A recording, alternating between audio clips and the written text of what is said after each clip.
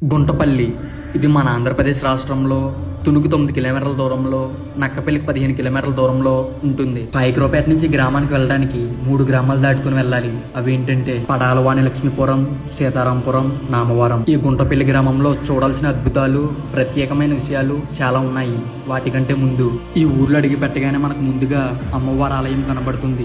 ఈ యొక్క అమ్మవారి ఆలయంలో పురాతన బోరుబావి, ధ్వజస్తంభము మనకు కనబడతాయి. ఈ ఆలయం సమీపంలో నూకలంతల్ ఆలయం కూడా ఉంటుంది. ఈ యొక్క నూకలంతల్ పండుగను ఉగాది నాడు ఎంతో ఘనంగా చేస్తారని, ఈ గ్రామంలో ఎక్కువ పురాతన గుడిసెలు, పురాతన పెంకుటిల్లు ఉంటాయని, ఇంకలా ఊరి ముందు కలా వెళ్తుంటే వినాయకుడి ఆలయము, రామాలయము మనకు కనబడతాయి. ఈ యొక్క రామాలయాన్ని 1922లో నిర్మించారని, ఇంకా లోపలికి దర్శనానికి వెళ్ళగానే లోపలంతా పురాతన వస్తువులతో, పురాతన పూజ సామాన్లతో నిండి ఉంటుంది. ఇక్కడున్న రాముల వారిని చూస్తే ఎంతో అలంకారంగా, కలగా మనకు కనిపిస్తూ ఉంటారు. ఈ ఊర్లో చూడాల్సిన అద్భుతాలు, ప్రత్యేకమైన విషయాలు ఏంటంటే అరుగుల మీద ఆటలతో ఆనందించే పెద్దవాళ్ళు, 40 అడుగులు ఎత్తుగల ఆంజనేయ స్వామి విగ్రహం.